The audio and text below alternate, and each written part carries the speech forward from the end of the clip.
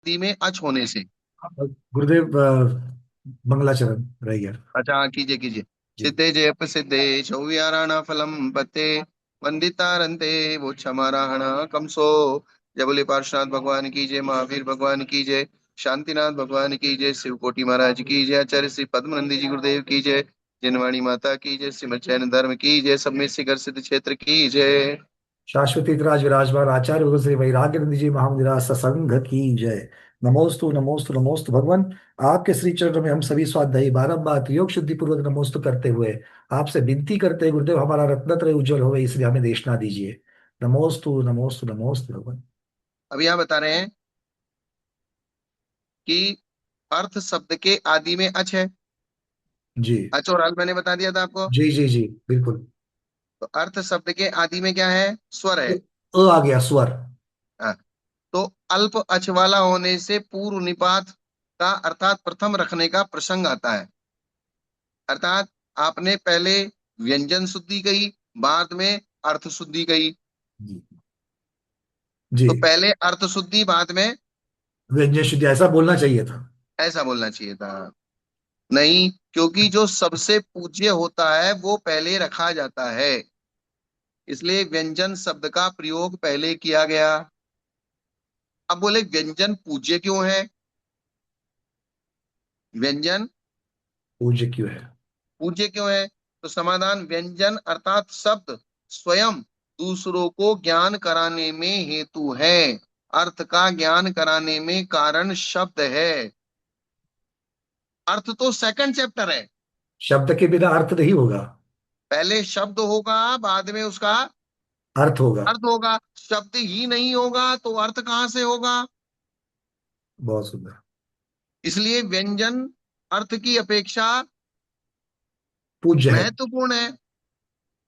और स्वयं शब्द श्रुत से ही वस्तु के यथार्थ स्वरूप को जाना जाता है।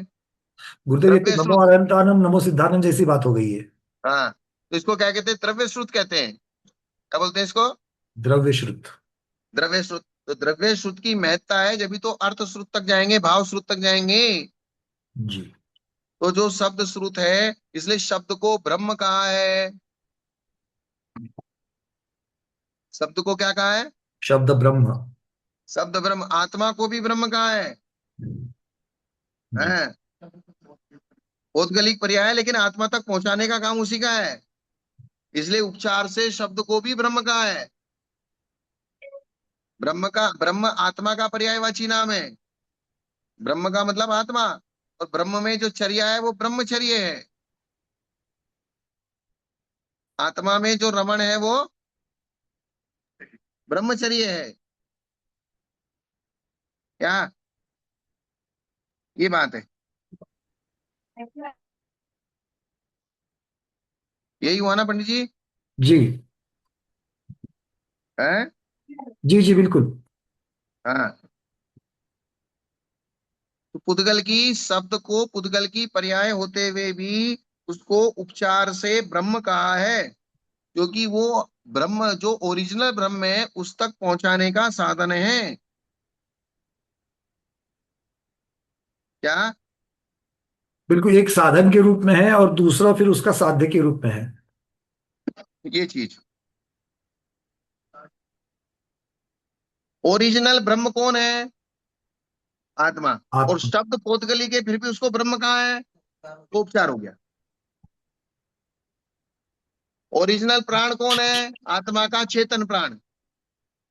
तो ज्ञान चेतना उससे जीता है, फिर इंद्रिय प्राणों से जीता है, फिर आयु प्राण से जीता है। लेकिन वो आयु किससे टिकती है? अन्न से टिकती है, तो अन्न को भी प्राण कहा। तो अन्न को प्राण का है उपचार। फिर अन्न पैसे से आता है, इसलिए धन को प्राण कहा। उपचार का उपचार। इसको बिल्कुल क्या एक एक कहेंगे? एक एक एक एक विवक्षा हो जाएगी और विवक्षा से बताते जाएंगे। उपचार का भी उपचार। धन को प्राण कहना उपचार का भी उपचार, क्योंकि धन अन्न का कारण है, अन्न प्राण का आयु का कारण है, और आयु प्राणों का कारण है। ये क्योंकि स्वयं शब्द श्रुत से ही वस्तु के यथार्थ स्वरूप को जानता है, और दूसरे को वो शब्द ज्ञान कराता है। स्वयं भी जानता है और दूसरे को भी ज्ञान कराता कराता है। है। स्वयं शब्द नहीं जानता, स्वयं को शब्द ज्ञान कराता है, और हम उस ज्ञान के माध्यम से दूसरे को शब्द के माध्यम से ज्ञान कराते हैं। जी। शब्द कुछ नहीं जानता, शब्द तो अचेतन है। तो यहां लिखा है ना, वस्तु के स्वयं शब्द श्रुत से ही वस्तु के यथार्थ स्वरूप को जानता है। तो स्वयं कौन? स्वयं आत्मा। यहाँ व्यंजन अर्थ और तदुपय के साथ शुद्धि शब्द लगाना चाहिए। गणधर आदि ने जैसे 32 दोषों से रहित सूत्र रचे हैं, अर्थात सूत्र रचना के 32 दोष हैं। पहले व्याख्यान के 32 दोष बताए थे जी। इसके। व्याख्यान के। अब जो सूत्र रचे जाते हैं, मेरे पास वो लिटरेचर मिला नहीं मुझे, मैंने बहुत खोजा कि उसमें सूत्र रचने के भी 32 दोष लिखे हैं। वो तो ये कौन से ग्रंथराज का है? क्या? मतलब ये जानकारी कौन से ग्रंथ में, ताकि हम अगर ढूंढना चाहे तो उसको ढूंढ सकते हैं। नहीं, वो मिले नहीं। वो किसी का लिटरेचर था, अच्छा, मतलब संकलन करके किसी ने दिया है। किसी विद्वान का लिटरेचर था, और उसने उसमें रेफरेंस दिए थे। अच्छा। अब वो लिटरेचर मुझे मिले तो उसी में मुझे मिलेगा वो किसका रेफरेंस दिया उसने। ठीक अब है। आप ऐसे इसमें ढूंढ सकते हो, जनन सिद्धांत कोश में। नहीं, उसमें भी नहीं मिला। मैंने उसमें भी देखा और एआई के ऊपर भी देखा, दोनों जगह पर। जिस दिन ये बात हुई थी उस दिन हाँ। हमने कथन के, व्याख्यान के अलग अलग शब्दों को प्रयोग करके हुए पूछा 32 दोष, पर वो कुछ अलग ही आ रहा है। ये नहीं मिल रहा था। हाँ, तो आप अब सूत्र के भी 32 दोष हैं। अब इस प्रकार से इसके अपेक्षा से देख लेते हैं। जो व्याकरण में संस्कृत के सूत्र रचे जाते हैं, जैसे उमा स्वामी महाराज ने तत्वार सूत्र के सूत्र रचे, हाँ बिल्कुल। या फिर षटखंडागम के पुष्पदंत भूतवली ने सूत्र रचना की, यति वृषभाचार्य ने कसाय पाउड के ऊपर चूर्णी सूत्र लिखे। चूर्णी सूत्र। क्या लिखे? चूर्णी सूत्र जी। चूर्णी सूत्र लिखे। तो सूत्र को लिखते हुए जिस प्रकार से कायस्वर को करते हुए 32 दोषों को ध्यान रखना है, ऐसे ही सूत्र को लिखते हुए 32 दोषों को ध्यान रखना है, तब वो जाके सूत्र लिखा जाएगा। जी। ये भी ढूंढने की कोशिश करो आप। मुझे वो लिटरेचर मिल जाता तो मैं बता देता आपको। अब क्या रहता है, छोटे छोटे कागज थे। मैं ऐसे तो ये करता हूँ, कोई भी कागज महत्वपूर्ण होता है उसका पीडीएफ बना के उसको डाल देता हूँ डब्बे में। जी। अब वो डब्बे में भी मुझे मिल नहीं रहा। मिल जाएगा। उसका वैसा ही पाठ करना ही व्यंजन शुद्धि है। अर्थात 32 दोषों से रहित, जो गणधर आदि ने, किसने? गणधर भगवान ने। गणधर भगवान ने 32 आदि दोषों से रहित जो सूत्र की रचना की है, उसका वैसा का वैसा पाठ करना, उच्चारण करना, प्रोनाउंसिएशन करना, ये व्यंजन शुद्धि है।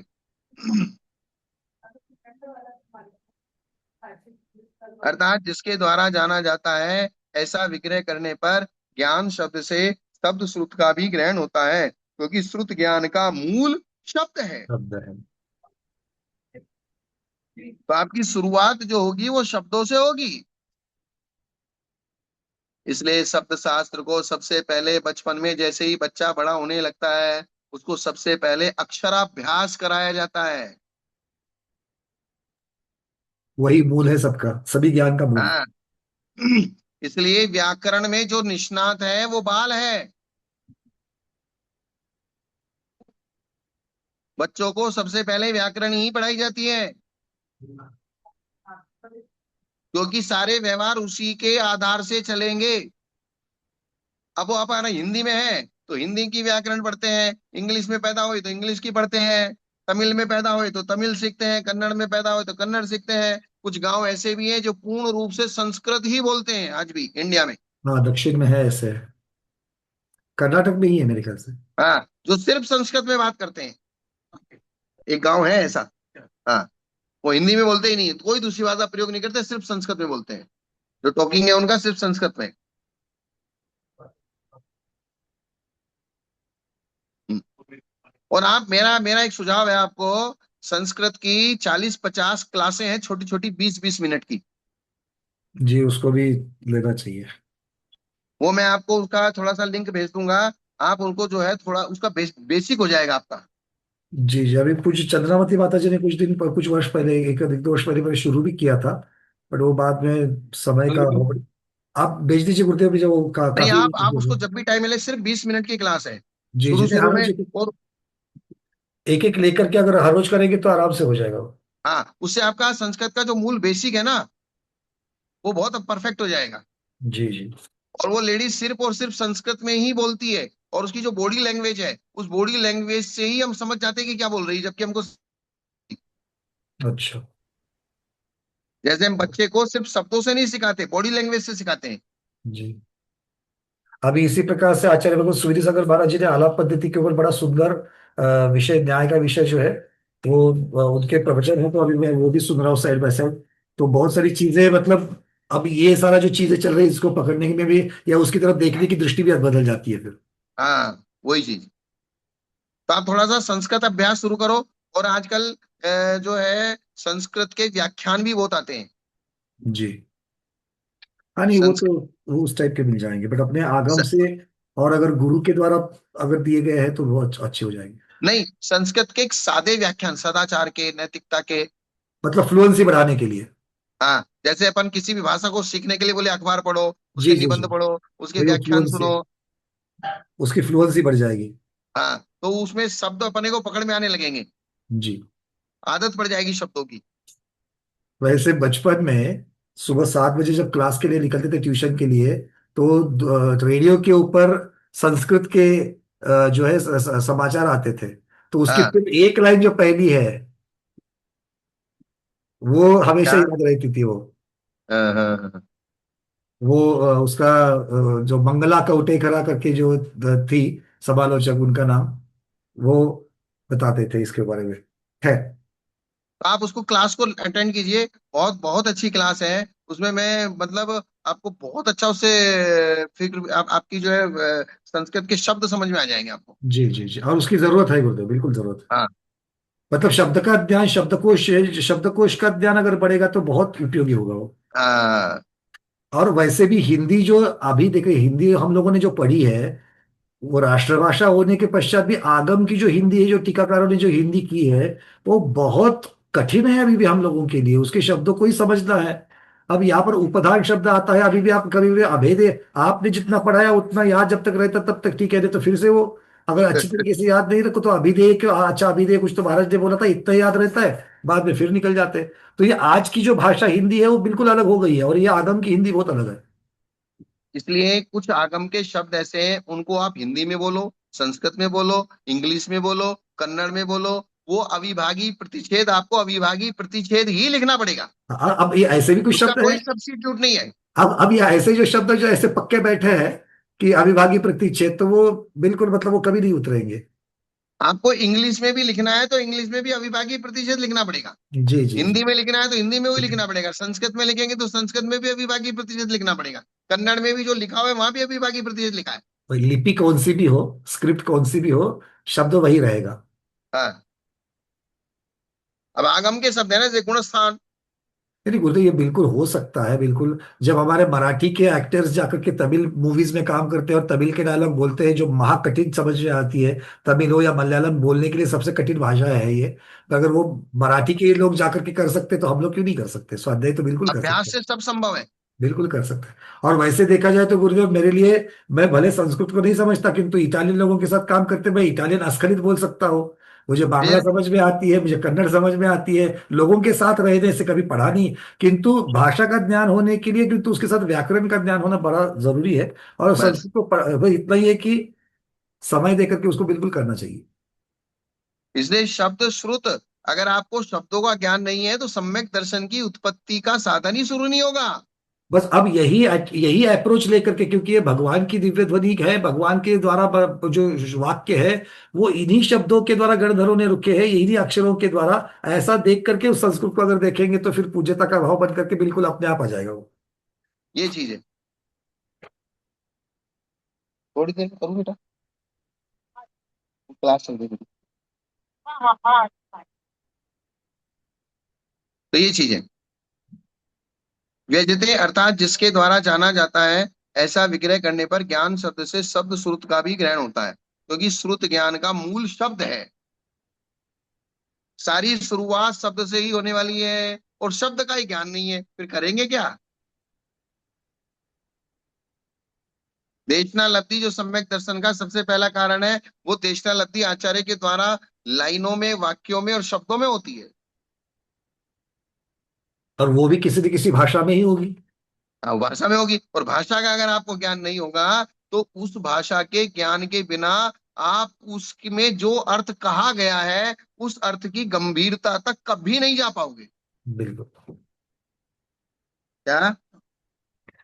जैसे हमारे आचार्यों ने शास्त्र संस्कृत में और प्राकृत में लिखे हैं, तो संस्कृत और प्राकृत की गंभीरता के बिना, उसके एक्चुअली एग्जैक्ट ज्ञान के बिना, परफेक्ट ज्ञान के बिना हम आचार्य के हृदय तक नहीं पहुंच पाएंगे। बिल्कुल गुरुदेव, ये ऐसी बात आपने बताई। कल का जो उदाहरण लेंगे, काल शब्द है, काल की अपेक्षा से जो शब्द आया था, वहां पर अगर सप्तमी विभक्ति अगर किसी को पता नहीं चलती है और अगर प्रथमा की अपेक्षा से वो ले लेता है, तो अर्थ का अनर्थ हो जाएगा। बस वही बात है। सम्यक ज्ञान सीधा सीधा मिथ्या ज्ञान में जाएगा। मतलब अगर हम हाँ, कहेंगे कि योग्य काल, काल आने पर या उस काल में मोक्ष हो जाएगा, और काल से मोक्ष हो जाएगा, या काल ही मोक्ष कराएगा, ये दोनों शब्दों में कितना फर्क पड़ जाएगा। तो उन्होंने इसलिए कहा ना, काल कर्म के नाश का कारण नहीं है, कर्म का नाश तो विनय करती है, जी। काल के आधार से करती है। जी। तो अगर काल के आधार, वहां पर अगर आधार की जगह पर उसको कर्ता बना देंगे, तो बात अर्थ का अनर्थ हो जाएगा, और अर्थ का अनर्थ हाँ, ही मतलब मिथ्या हो जाएगा। तो काल निमित्त है। निमित्त को कर्ता कैसे बनाएंगे? हाँ, निमित्त को कर्ता बता सकते हैं, लेकिन वो बट विवक्षा अलग है। हाँ, मतलब निमित्त को निमित्त ही रखना पड़ेगा। एकांत में अगर निमित्त को कर्ता बनाएंगे तो एकांत, और वो मिथ्या एकांत बन जाएगा। एक निमित्त रूप कर्ता, एक उपादान रूप कर्ता। हाँ, तो जब तक उपादान रूप कर्ता के साथ निमित्त रूप कर्ता नहीं लगाएंगे, तब तक समग्रता नहीं आएगी। हाँ, तो विनय जो है वो उपादान रूप करता है। जी। विनय आत्मा का गुण है। बिल्कुल। विनय किसमें होती है? आत्मा में होती है। तो आत्मा उपादान है, आत्मा के लिए कर्मों का नाश करने के लिए आत्मा, आत्मा के लिए उपादान है। और कर्मों का नाश करने के लिए द्रव्य, क्षेत्र, काल, ये निमित्त निमित्त हैं। तो वो निमित्त करता है, ये उपादान करता है। जी।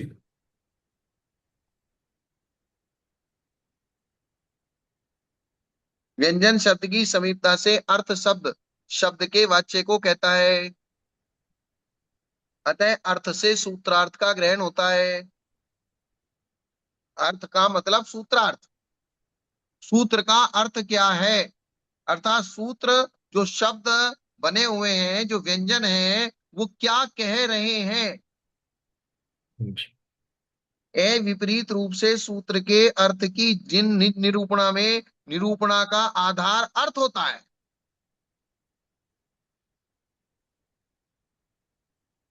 क्या?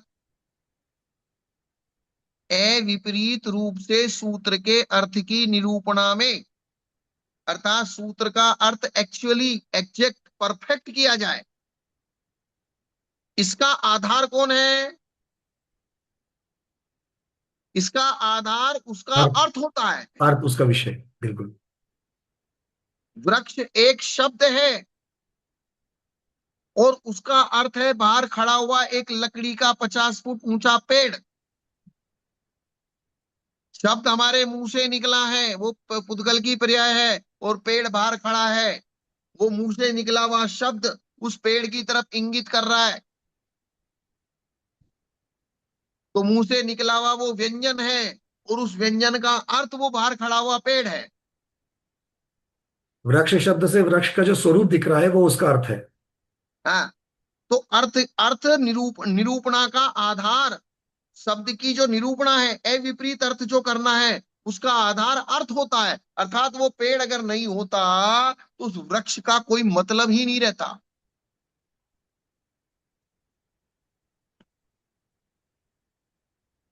अतः निरूपणा की अविपरीतता को अर्थ शुद्धि कहते हैं। अर्थात उस शब्द ने जिस एक्चुअली एग्जैक्ट परफेक्ट पदार्थ तक पहुंचाया, हाँ, अविपरीतता को, उसे यथार्थता कह सकते हैं गुरुदेव। हाँ, यथार्थता को अर्थ शुद्धि कहते हैं।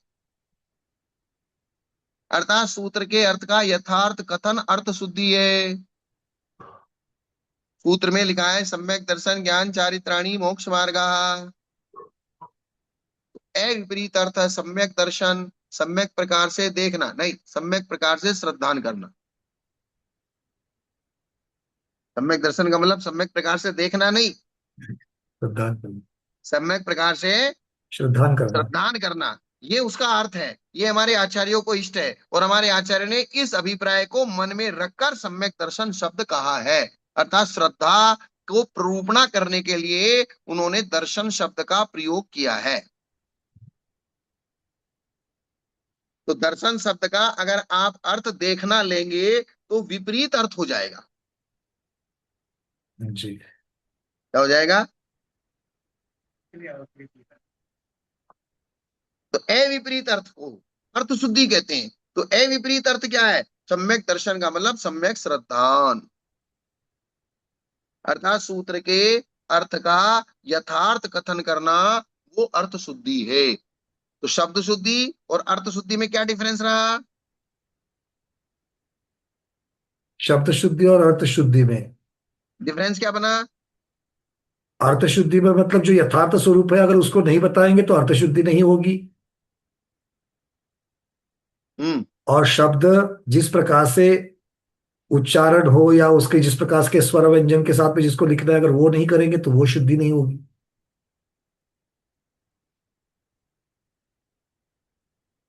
हम्म। शब्द शुद्धि के लिए जिस प्रकार से स्वर व्यंजन के साथ उसको लगाना चाहिए, वो शब्द शब्द शुद्धि नहीं शुद्धि, होगी। शब्द शुद्धि का मतलब अभी जो ऊपर बताया था कि उसका व्याकरण दोष से रहित उच्चारण करना। हाँ, मतलब वही हो कि उसके स्वर व्यंजनता के साथ में उसको ठीक से लिखना। हाँ, व्याकरण दोष से, सीधा सीधा सा क्या बोलेंगे, व्याकरण दोष से रहित हाँ, व्याकरण दोष शब्द से का रहित। प्रोनाउंसिएशन करना, जी। उच्चारण करना। और अर्थ शुद्धि का मतलब जिसने शब्द बोला है उसके मन में उसके अर्थ के जिस अभिप्राय को रखकर बोला है वो अभिप्राय पकड़ना। व्याख्याता के यथार्थ अभिप्राय अभिप्राय को प्रस्तुत करना, ये अर्थ का निर्दोषता है ये। हाँ, जैसे एक शब्द आता है नव कंबल लाइए। अब नव शब्द का अर्थ नो भी होता है और नव शब्द का अर्थ नया भी होता है। हम्म। क्या? जी, दोनों हो न, जाए। नव कंबलम आनयति। अब आपको इसमें से अभिप्राय ढूंढना पड़ेगा। अब आपने नो कंबल लाइए और वहां अर्थ था नया कंबल लाने का, तो गलत हो गया। और आपने नया कंबल पकड़ लिया, हमने कहा नहीं नो कंबल लाना, नया कंबल नहीं लाना है। तो शब्दों की अपनी एक मर्यादा है, क्योंकि शब्द कम है अर्थ ज्यादा है। तो ज्यादा अर्थों को कम शब्दों में कहते हैं, इसलिए बार बार रिपीट होके वही शब्दों का प्रयोग करना पड़ता है, इसलिए हम कंफ्यूज हो जाते हैं, अर्थ का अनर्थ हो जाता है। समझ में आई बात? जी। शब्द संख्यात है। शब्द कितने हैं? संख्या। संख्यात। अर्थ अनंत है।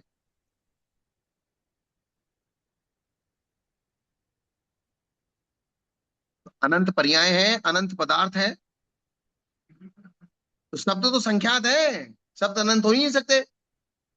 अब संख्यात शब्दों में अनंत पदार्थों का कथन करना है, संख्यात पदार्थों का कथन करना है, असंख्यात पदार्थों का कथन करना है। गुरुदेव, शब्द को संख्यात कहेंगे क्या असंख्यात कहना जाएगा? क्योंकि नहीं, उसकी जो संख्यात अपनुरुक्त की अपेक्षा चर्चा करेगी जो कितने, लिखी नहीं, कितना भी करो, वही तो संख्यात ही 64 आएगी। शब्दों के 64 भंग बनेंगे। हाँ, वो 64 जिस अक्षर होते हैं और 64 अक्षरों को एक एक के साथ जोड़ के आप एक कम इकट्ठी टोटल भंग बनेंगे।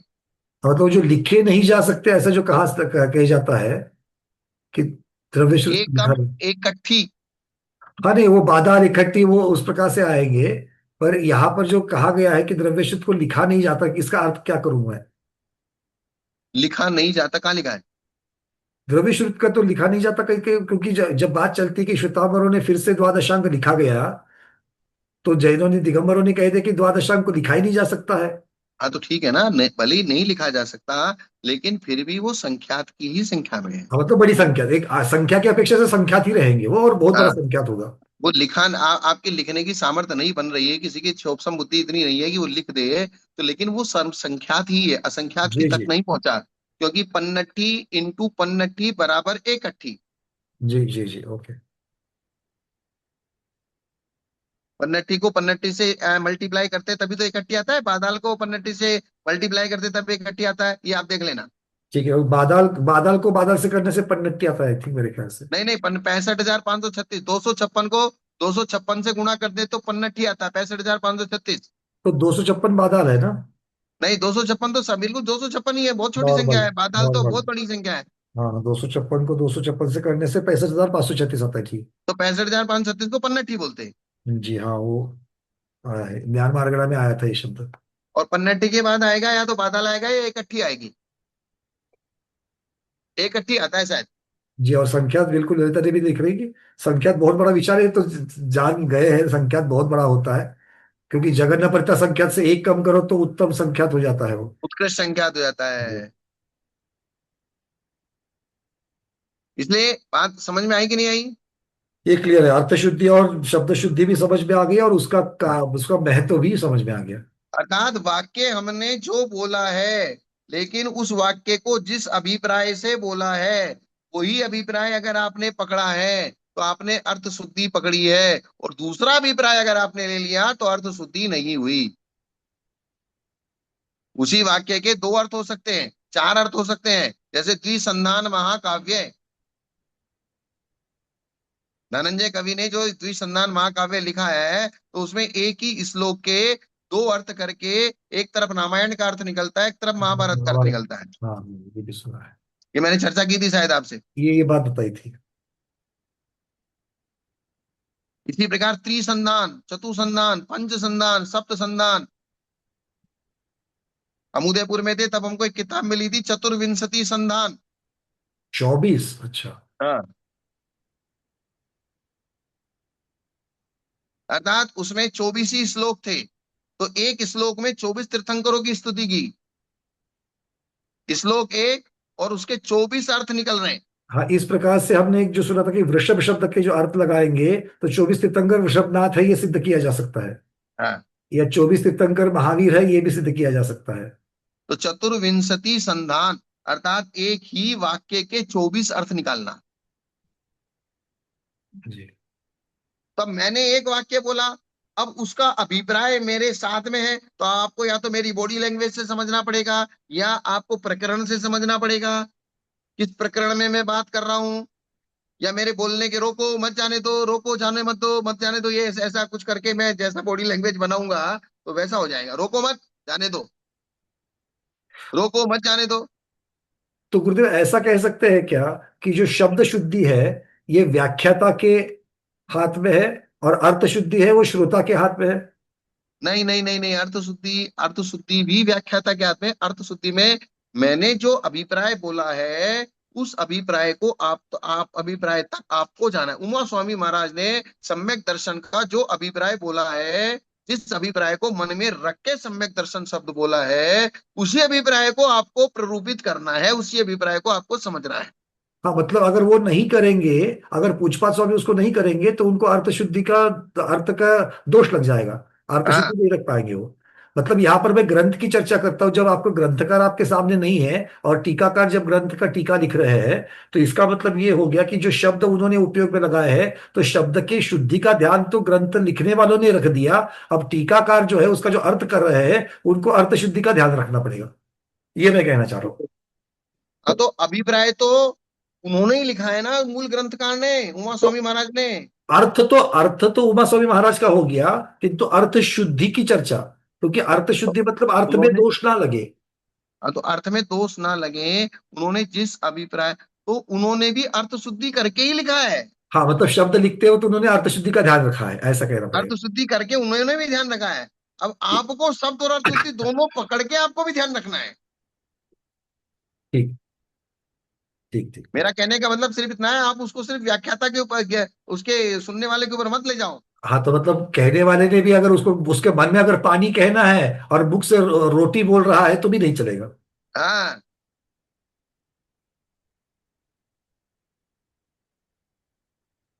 इन्होंने शंका लिखी किसने? इस प्रकार संधानों के अनेक अर्थ निकलते हैं। संधान का मतलब जैसे अपन एक ही तीर से दो निशानों को लक्ष्य भेद करना। तीर एक, शरसंधान, द्विशरसंधान। संधान। हाँ, संधान का मतलब निशाना, निशाना, हाँ। और सर का मतलब वो बाण। तो बाण एक है और निशाने दो को भेद दिया। अर्थात जैसे कैरम बोर्ड होता है ना, कैरम। जी जी जी, एक साथ दो। तो कैरम में हम इस तरीके से उस पे अंगुली मारते हैं कि वो एक को टच करके फिर दूसरे को टच करके फिर तीसरे को टच करता है। जी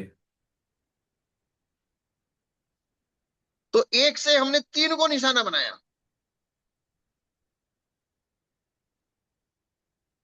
क्या? जी, एक से तीन, मतलब एक कार्य से तीन कार्य हो गए, एक क्रिया से हाँ, तीन कार्य। मतलब एक ही बार अंगुली मारी हमने, और वो इस तरीके से मारी हमने दिमाग में कि एक्यूरेट करके, ये अगर ये इसको लगेगा तो थोड़ा इधर खिसकेगा, इधर खिसकेगा तो ये इसको मारेगा तो फिर इसको मारेगा। जैसे ही एक वाक्य से ये रामायण का अर्थ निकल गया, ये महाभारत का अर्थ निकल गया। एक वाक्य से दो, एक वाक्य से तीन। तो ये तो विद्वत्ता के ऊपर है, जिसकी जितनी विद्वत्ता। मतलब क्या, हमें दोनों सही अर्थ समझना और समझाना, दोनों ग्रहण करना होगा। किसी को बोलते समय भी कही काही को लागू होता है। क्या लिखा है? चलो ठीक है। हम जो बोल रहे हैं, मेरे मन में जब मैं शास्त्र रचना करता हूं, तब मुझे भी शब्द शुद्धि, अर्थ शुद्धि, तदुभय शुद्धि मेरे मन में भी है। और जब जो शास्त्र पढ़ेगा या सुनेगा, उसको भी शब्द शुद्धि, अर्थ शुद्धि, तदुभय शुद्धि रखनी पड़ेगी, तब जाके गात बनेगी। गुरुदेव, अभी यहाँ पर भी हो रहा है, आप नोट्स जहाँ पर नीचे चार्ट पे जो लिखा है आप उसको पढ़ करके समझ में नहीं पा रहे कि प्रश्न क्या पूछा है। तो प्रश्नकर्ता ने जो प्रश्न के शब्द लगाए हैं उसमें से उसका हाँ, अपना अर्थ का प्रतिपादन नहीं हो रहा है। तो हाँ, ये दोष के साथ हो जाएगा, मतलब ये। हाँ। लेखन में भी एक तीर के कई निशाने। ठीक है ना? ऐसे लेखन में हमने बात वाक्य एक लिखा। कभी कभी जो गंभीर गूढ़ रहस्य वाली बातें होती हैं, एक ही वाक्य लिखा जाता है, लेकिन समझने वाले, जैसे पहले गुप्तचर लोगों को पत्र दिए जाते थे लिख के, तो उसमें वाक्य एक आदि लिखा जाता था और उससे सामने वाले समझ जाते थे हमने क्या लिखा है। हमने समझ के लिखा है, और सामने वाला भी हमारे अभिप्राय को समझ लेता था, बाकी कोई नहीं समझता था। जी, डिकोडिंग। जिसको हम डिकोड कहते हैं। डिकोड ही कहते हैं ना? डिकोडिंग, कोडिंग और हाँ, डिकोडिंग। हाँ। कोड डिकोड, वो दो के बीच में वो समझ लेते हैं। हम्म। शंका, सूत्र के अर्थ की निरूपणा शब्द श्रुत रूप होती है। सूत्र के अर्थ की निरूपणा, अर्थ का निरूपण शब्द श्रुत के बिना होती नहीं है। पहले शब्द श्रुत होता है, बाद में अर्थ आता है। अतः अविपरीत निरूपणा भी व्यंजन शुद्धि ही हुई, अर्थ शुद्धि कभी भी नहीं हुई। है समझ में? अर्थ की निरूपणा शब्द श्रुत रूप, तो शब्दों के माध्यम से ही हो जाएगी। अतः अविपरीत निरूपणा भी व्यंजन शुद्धि ही हुई। अच्छा, वो मतलब अर्थ, अगर आपके शब्द सही है तो अर्थ सही ही है, ऐसा कह रहे हैं वो। हाँ। अगर शब्दों में कोई दोष नहीं तो अर्थ भी सही हो गया, ऐसा वो कह रहे हैं शंकाकार। अर्थ अगर सही है तो वो भी शब्द श्रुत रूप ही है। तो अगर सही निरूपणा, तो सही अर्थ निरूपणा भी व्यंजन शुद्धि ही हुई। तो अर्थ शुद्धि का क्या मतलब हुआ? अलग से अर्थ शुद्धि के क्या संबंध है? हाँ, नहीं, क्योंकि दूसरे के द्वारा किया गया शब्द श्रुत का अविपरीत पाठ व्यंजन शुद्धि है। क्या? हाँ, दूसरे दूसरे के के शब्द। द्वारा किया गया शब्द श्रुत का अविपरीत पाठ। मैंने जैसा है तो वैसा। उमा स्वामी महाराज ने तो सूत्र लिख दिए, लेकिन उसको आपने सही पढ़ा कि नहीं पढ़ा? जी उसका बिल्कुल। जो उसका जो एक जैसे संयुक्त अक्षर होता है, जहाँ जोर लगाना होता है, जहाँ उसको ठोकर मारनी होती है, ये हलंत जहां पर है वहां पर तो बहुत सारे लोग हलंत के ऊपर और लंबा जहाँ खींचते हलंत हैं। होता है वहां आधा अक्षरी बोलना, जहाँ विसर्ग होता है वहां विसर्ग तक थोड़ा आगे बोलना, जहाँ छोटी होती तो छोटी ही बोलना, बड़ी होती तो बड़ी ही बोलना। सबसे बढ़िया शब्द है, अविचारम द्वितीयम। सबसे बढ़िया शब्द है। अविचारम, अपन जल्दी जल्दी में अविचारम बोल देते हैं, जबकि हाँ, वहां वी बड़ी है कि छोटी है, वी दीर्घ है। दीर्घ है। तो अविचारम द्वितीयम, ये गलत हो गया ना। जी जी। एक शब्द, अविचारम। एक शब्द हमेशा हम कहते हैं पुष्पांजलि क्षिपेत, तो क्षिपेत को पुष्पांजलि क्षिपेत ऐसा बोल लेते, तो वो त खींचते तो क्षिपेत, वो हलंत वाला त है, ये एक सब लोग भूल जाते हैं। हाँ, तो तय को आपने आगे बढ़ा दिया, जी तो जीभ वही रुक जानी चाहिए ना, पुष्पांजलि छिपेत, बिल्कुल। छिपेत। ये तो सहस्त्र नाम को पढ़ते वक्त तो बहुत ज्यादा कान को फिल्टर लगाना पड़ता है कि जो भी पढ़ रहा है। इसलिए अगर आपकी शब्द शुद्धि नहीं होगी तो अर्थ खराब हो जाएगा। अब आपने अविचारम, अविचारम, तो अर्थ का अनर्थ हो जाएगा छोटी और बड़ी में तो। बिल्कुल।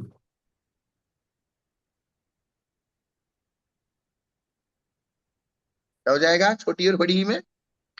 विपरीतता, अविपरीतता की जगह पर विपरीतता आएगी। स्व शब्द का अर्थ होता है कुत्ता, और स्व शब्द का मतलब होता है स्वजन। अगर शक्कर वाला शय लगाएंगे तो हो जाएगा कुत्ता, और सड़क वाला शय लगाएंगे तो हो जाएगा अपना बंधु। तो बंधु को इसलिए, कुत्ता या कुत्ते को बंधु बोलने का प्रसंग आ जाएगा। हाँ, इसलिए उन्होंने कहा कि पठ पुत्र व्याकरणम, नहीं तो तुम्हारे बंधु कुत्ते हो जाएंगे और कुत्ते बंधु हो जाएंगे, अगर तुमने व्याकरण नहीं पढ़ी तो। क्योंकि आपने श्व ऐसा बोल दिया, तो श्व का मतलब तो श्वान होता है, और सड़क वाला से बोलेंगे तो स्व, स्व का मतलब बंधु। ये बहुत सारी दूसरी सभी सभी भाषाओं में ऐसा ही है शायद। इटालियन में भी ऐसे शब्द है, मैंने मुझे याद है। एक सियरा शब्द है, जैसे किसी को अगर शाम को मिले तो बोलते बोना सियरा, तो बोना हम्म, सियरा कहना, और सियरा और सियरा, मतलब पहली बार सुनने वाले को तो समझ भी नहीं आएगा कि दोनों में फर्क क्या है। एक का हाँ, अर्थ है शाम, गुड इवनिंग बोल रहे हैं, और दूसरे का सियरा का अर्थ होता है जैसे छोटे टीला पर्वत, छोटा पर्वत। तो तो फिर, वो बोलते वक्त अगर सामने वाला चमक करके आपको देख रहा है तो समझ लेना आपने कुछ तो गड़बड़, मतलब शब्द हमका आपको तो वही लग रहा है किंतु हमने बोलते वक्त गड़बड़ कर दी। तो इसलिए आपको इटालियन भाषा की गंभीरता अगर मालूम नहीं है तो आप अपने कुछ भी उटपटांग हो जाएगा। बिल्कुल। ऐसे ही आपको संस्कृत भाषा की गंभीरता मालूम नहीं है तो इतनी ये उटपटांग इसलिए हो रहे हैं। इटालियन की एक बार शायद चल जाएगी, क्योंकि वो भाषा वाला सामने समझ लेगा, यहाँ पर तो श्रुत की चर्चा चल रही है, भगवान की वाणी की चर्चा चल रही है, उसमें बिल्कुल भी नहीं चलेगा। हाँ, उसमें बिल्कुल भी नहीं चलेगा। नहीं, लोक व्यवहार में भी नहीं चलता। आप गुड़ गुड़ गुड़ गुड़। अर्थ का अनर्थ तो होता ही होता है वहां पर। हाँ। तभी जो नुकसान होगा उसका चल रहा होगा यहाँ पर, नुकसान गलत अर्थ करने से मिथ्यात्व में चले जाएंगे। हम्म। दूसरे और उसके अर्थ का अविपरीत निरूपण करना, ये अर्थ शुद्धि है। ये डिफरेंस बता रहे ना। दूसरे के द्वारा किया गया शब्द सूत्र का, शब्द श्रुत का अविपरीत प्रोनाउंसिएशन, ये व्यंजन शुद्धि है। और उसके अर्थ का अविपरीत निरूपण, ये अर्थ शुद्धि है। प्रोनाउंसिएशन, ये शब्द शुद्धि है। और उसके अर्थ को सही कहना, ये अर्थ शुद्धि है। एक्सप्लेनेशन भाई कहेंगे उसको। एक्सप्लेशन, अर्थात उसका जो आप एक्सप्लेन कर रहे हो वाक्य को पढ़ के, पहले आपने शुद्ध वाक्य का उच्चारण किया, फिर उसका शुद्ध अर्थ किया। जैसे पहले हमने गाथा का उच्चारण किया शुद्ध, फिर उसका अर्थ जो उसमें है, जो कहना चाहते हैं आचार्य, वो वाला अर्थ किया। जी। तो दोनों अलग है और इसीलिए दोनों का होना जरूरी है। हाँ, तो दोनों अलग अलग भी जरूरी है और दोनों साथ में भी जरूरी है। इसलिए तीन वेद बने, उभय शुद्धि तदुभय शुद्धि। तो तीसरा भेद क्यों बनाना पड़ा? और वही। यही अब शंका यही तो उठा रहे कि जब दोनों है तो तदुभय हो ही जाता है, ऐसा शंका हाँ, कह रहा है। ये किंतु ज्ञान रूप शुद्ध में अर्थ का ठीक ठीक ज्ञान अर्थ शुद्धि है। व्यंजन और अर्थ की शुद्धि को तदुभय शुद्धि कहते हैं। तो व्यंजन शुद्धि और अर्थ शुद्धि के कहने पर तदुभय शुद्धि हो ही जाती है, क्योंकि उन दोनों शुद्धियों के बिना तदुभय शुद्धि होती नहीं है। तब ये फिर तीसरी शुद्धि की क्या आवश्यकता है?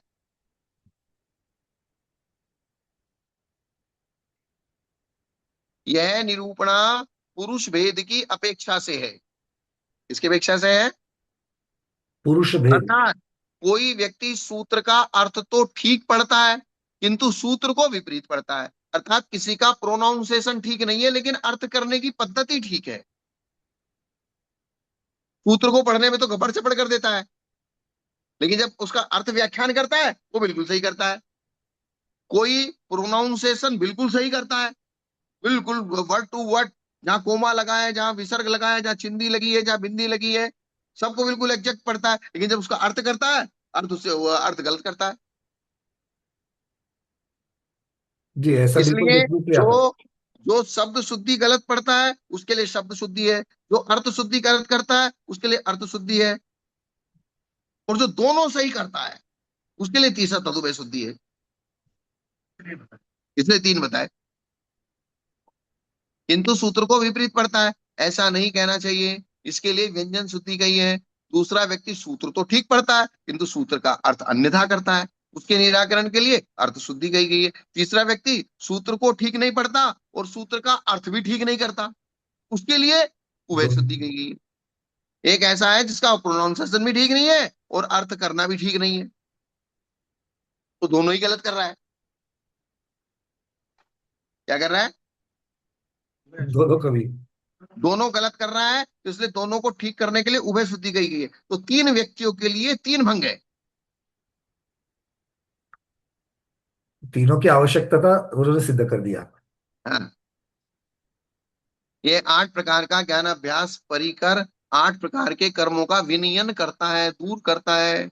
8 प्रकार का ज्ञान अभ्यास 8 प्रकार के कर्मों को दूर करता है, इसलिए उसे विनय शब्द से कहते हैं। यह आचार्य का अभिप्राय है। अभिप्राय का मतलब ये आचार्य को कहने का अर्थ ये है, इसका इस गाथा का मनसा है ना। जी। बस टाइम हो गया आज का। जी, आज का संपन्न हो गया। हम्म। चलिए, बहुत बढ़िया। ये आज शुद्धियों की चर्चा भी पूर्ण हो गई और ये समझ में आ गया कि तीनों कैसे है। क्योंकि ज्यादा टाइम लूंगा तो फिर सबको आकुलता हो जाती है। हाँ, ठीक है, बट मतलब ये विषय बहुत गंभीर है, क्योंकि मतलब अगर हम पर जब ले लेते हैं उसको, कि बहुत बार ऐसा भी हमने देखा कि भाई चलो ठीक है, अर्थ तो बताने के लिए आ रहा है, लोगों को समझ में भी आ रहा है, किंतु बोलते वक्त वो शब्द जैसे बोलना चाहिए, जिस प्रकार की संधि की है। बहुत बार संस्कृत के शब्द ऐसे होते कि वो एक साथ, जैसे सर्वार्थ सिद्धि में बहुत लंबे लंबे सूत्र है, तो वो सूत्रों को बोल पाना ये बहुत बार मुश्किल हो जाता है, किंतु उसका अर्थ कर पाते हैं, तो वहां पर जो है वो व्यंजन शुद्धि की चर्चा है। हमारी रूबी जी ने जो मेरे पास लिटरेचर था ना, वही लिटरेचर भेज दिया। अभी एक ललिता दीदी ने भी एक अभी मेरे मुझे भेजा है आपको भेजने हाँ के लिए। यही है, यही है। डॉक्टर वीर सागर जी जैन ने लिटरेचर हाँ लिखा है, हाँ, यही मेरे पास वो, था। और हाँ। ये उन्होंने भेज दिया है, उसका लिंक भेजा है। तो लिंक को आप देख लीजिए। नहीं, कल मैं इसको ललिता दीदी ने मेरे को 4 पेजेस का भेज भी दिया, उसके बाद चार वही पेजेस वही भी। वही वही है। आप जी। मेरे व्हाट्सएप पे भेज दीजिए। जी, अभी भेज रहा हूँ। तो इसमें क्या है, फिर मैं इसको पढ़ के समझा दूंगा आपको। हाँ, ये बात, क्योंकि वो जरूरत होगी। हाँ एक बार उसके पहले हम पढ़ लेंगे, किंतु एक बार समझ भी हाँ, लेंगे। आप इसको पढ़ लीजिए एक बार। ठीक, क्योंकि व्यंजन शुद्धि का हम ख्याल रख देंगे, अर्थ शुद्धि के लिए आपके पास आना पड़ेगा। इसी को ढूंढ रहा था मैं। रूबी जी के लिए धन्यवाद। और ललिता दीदी ने भी हमको भेज दिया, ललिता दीदी का भी धन्यवाद। वो मुझे क्या है, ध्यान में सब रहता है, लेकिन मुझे एक आदमी मेरे पास में ऐसा ऐसा चाहिए कि जो जो मैं जैसे जैसे बोलता जाऊं वैसे वैसे ढूंढ ढूंढ के देता रहे। अभी वो गणधर भगवान के सूत्र की रचते हैं, सूत्र की रचना में के जो 32 दोष है उनको भी ढूंढना है। यही है, यही है ये। अच्छा, यही आ जाएंगे वो। हाँ, ये वो तो हाँ, ये, व्याख्यान के 32 दोष हैं। हाँ, ये वो व्याख्यान के ये सूत्र के ऑलरेडी इन्होंने भेज दिए हैं। सूत्र के 32 दोष हैं। गणधर भगवान जो सूत्र रचना करते हैं उसके 32 दोष ही हैं। जी जी जी।